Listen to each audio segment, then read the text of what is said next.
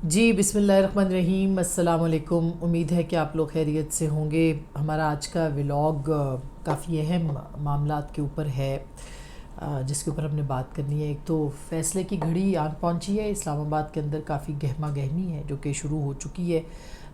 Joint session بھی جو ہے وہ کال کیا گیا ہے، اور اس کے ساتھ ساتھ اگر آپ دیکھیں تو اس معاملے پہ بھی ہم بات کریں گے کہ فیصلے کی گھڑی کے لیے کیا کیا کچھ اہتمام جو ہے وہ اسلام آباد کے اندر جاری ہے۔ دوسری جانب عمران خان صاحب مسلسل آرمی چیف کی تعیناتی کو ٹارگٹ کیے ہوئے ہیں، اور تیسری جو ان کا لانگ مارچ ہے اس کا ہدف بھی ابھی تک کلیئر نہیں ہے۔ اور ظاہر ہے کہ ایک بات تو کلیئر ہے کہ جو بھی ان کا ہدف ہے وہ آرمی چیف کی تعیناتی سے متعلق ہے۔ تو ان تینوں چیزوں کے اوپر بات کرتے ہیں۔ سب سے پہلے ہم فیصلے کی گھڑی جو کہ آرمی چیف کی تعیناتی سے متعلق ہے، وہ اب 18 کا یعنی کل 18 تاریخ آج رات 12 بجے سے شروع ہو جائے گی، اور 18 تاریخ کے بعد سے جو ہے وہ اس کے اوپر کام شروع ہو جائے گا کہ سمری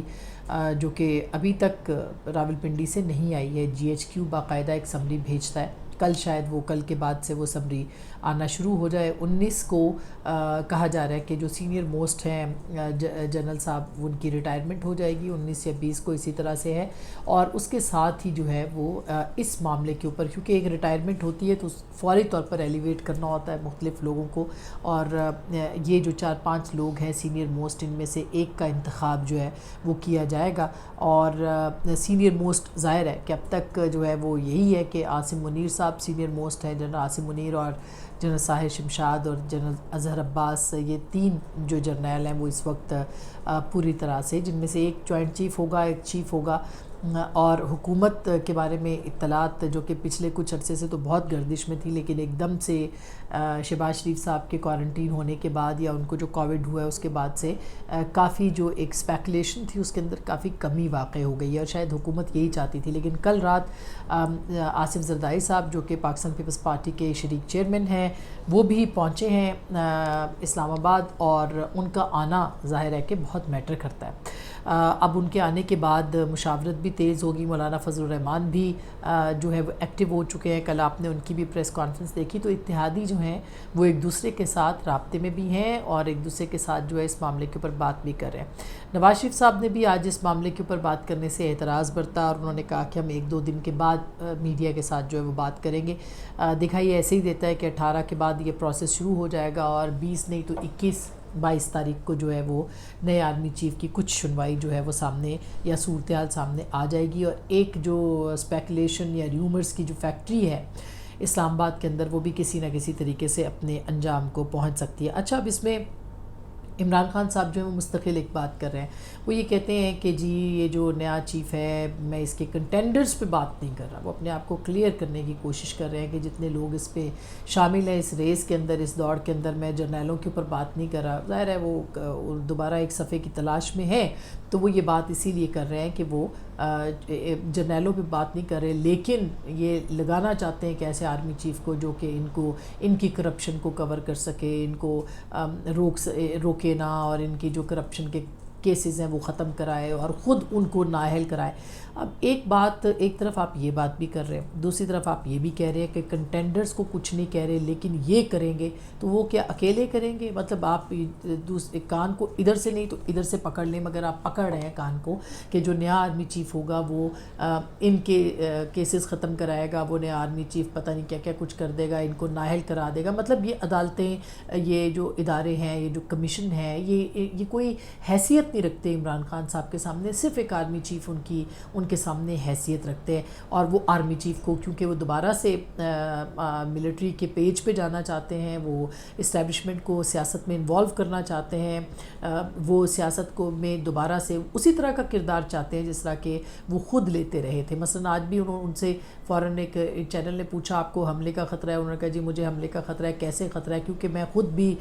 پرائم منسٹر رہا ہوں تو مجھے پتہ ہے کہ انٹیلیجنس ایجنسیز کیا کرتی ہیں۔ اس کا مطلب یہ ہے کہ آپ انٹیلیجنس ایجنسیز کو آپ کو اس لیے پتہ ہے کہ آپ یہ سب کام ان سے لیتے رہیں؟ کیا اس کا مطلب یہ لیا جانا چاہیے؟ تو میرا خیال ہے کہ جو عمران خان صاحب خود کام لیتے رہے ہیں، بل پاس کرانے، بجٹ پاس کرانے، لوگوں کو ہراساں کرنا، صحافیوں کو ہراساں کرنا، ان پہ مقدمے بنوانے، ان پہ غداری کے مقدمے بنوانے، ان کو اٹھانا، ان کو اغوا کرنا، وہ سب کام جو ہے وہ ایکسپیکٹ کرتے ہیں کہ جو نئی اسٹیبلشمنٹ ہے ان سے بھی پرائم منسٹر یا حکومت جو ہے وہ لے گی۔ تو نہ تو اس طرح کی اسٹیبلشمنٹ ہے اور نہ ہی اس طرح کے اس تاحال وزیر اعظم ہے، اور نہ ہی تاحال ایسی اسٹیبلشمنٹ ہے۔ اپنے آپ کو اے پولیٹیکل رکھے گی تو ان کا سروائیول ہے، ادروائز اگر وہ سیاست میں کردار ادا کریں گے تو پھر پچھلی اسٹیبلشمنٹ کی طرح معاملات جو ہیں وہ خراب ہوں گے۔ بہرحال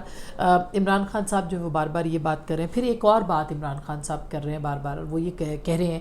کہ ہم جو ہے وہ نیشنل سیکیورٹی، معیشت کی بڑی بری حالت ہے اور نیشنل سیکیورٹی پہ کمپرومائز ہو جائے گا۔ بائی دا وے جاتے جاتے یہ بھی آپ کو بتا دیں کہ یہ جو لانگ مارچ ہے،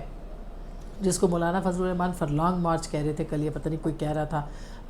شاید میں نے ٹویٹر پہ پڑھا، کسی نے کہا جی لانگ نہیں ہے، فرلانگ مارچ ہے۔ بہرحال جو اب گھومتا گھامتا آ رہا ہے یہاں وہاں سے ادھر ادھر سے، وہ لانگ مارچ اسلام آباد پنڈی میں پہنچ کیوں نہیں رہا؟ اور اس کی وجہ آج سامنے آ گئی کہ عمران خان صاحب نے کہا کہ میں پنڈی پہنچ کے اعلان کروں گا کہ سیٹرڈے کو اعلان کروں گا کہ پنڈی میں جو ہے وہ کب آنا ہے۔ اب یہ وہ دن ہے جس میں کہ آرمی چیف کی تعیناتی کا فیصلہ جو ہے وہ حکومتی اتحاد نے کر لینا ہے۔ معاف کیجیے گا۔ یہ وہ دن ہے جس میں کہ عمران خان صاحب کو پتہ ہے کہ 18 تاریخ یعنی کل جمعہ ہے، ہفتے کو جیسے ہی ان کو پتہ لگے گا کہ کیا ہل جل ہو رہی ہے، اس کے مطابق اس ہفتے کے دن جو ہے وہ پنڈی پہنچنے کا اعلان جو ہے وہ اپنے لانگ مارچ کا کر دیں گے۔ اور میری اطلاعات یہ ہیں کہ کل رات کو جو اجلاس ہوا ہے زمان پارک میں، اس میں ٹاسک دیے گئے ہیں تمام جو ان کے ایم این ایز ہیں، خاص کر کے جو جی ٹی روڈ پہ ہیں، راول پنڈی کے اندر ہیں، اسلام آباد میں ہیں، کہ آپ نے بڑی 10 لاکھ کہا جا رہا ہے 1 ملین پیپل جو ہیں، لوگ جو ہیں، ان کو آپ نے راول پنڈی پہنچانا ہے۔ راول پنڈی میں موسٹ لائکلی یہ مال روڈ کے اوپر اکٹھا کرنا چاہتے ہیں، اور وہاں پہ لوگوں کو 10 ملین، ویسے تو 10,000 بھی آئیں گے تو 10 ملین ان کے 1 ملین ان کے پاس 10 لاکھ لوگ جو ہیں وہ ہو جائیں گے، لیکن وہ یہ ٹاسک دیا گیا ہے کہ اس پنڈی والے معاملے کے اوپر جو ہے وہ لائے عمل تیار کیا جائے اور لوگوں کو اسلام آباد کسی طریقے سے پہنچایا جائے، خیبر پختونخوا سے بھی اور خود پنجاب کے اندر سے بھی۔ اب ظاہر ہے کہ یہ دیکھنا ہے کہ پنڈی سے لڑائی لڑنی ہے، تو پنڈی سے لڑائی لڑنے کے لیے کیا تیار ہوں گے پاکستان کے جو لوگ ہیں یا پاکستان کے عوام ہیں یا ان کا جو ورکر ہے، وہ تیار ہوگا کہ وہ راول پنڈی جو ہے وہ پہنچ جائے اور ان کی ایما کے اوپر اور ان کی منشا کے اوپر جو ہے وہ جی ایچ کیو کے سامنے یا آرمی ہاؤس کے سامنے جو ہے وہ اکٹھے ہو جائیں، اور کوئی ایسی سچویشن بن جائے کہ ان کی جو خواہش ہے کہ جنرل صاحب کو توسیع مل جائے یا جنرل صاحب جو ہیں وہ ٹھہر جائیں یا رک جائیں۔ یہ ایک جو صورتحال ہے، کیا عمران خان صاحب یہ چاہتے ہیں؟ یہ ایک عام سا سوال ہے، کیونکہ سیاست میں ان کا اگر کردار نہیں ہے، اور اگر اینٹی اسٹیبلشمنٹ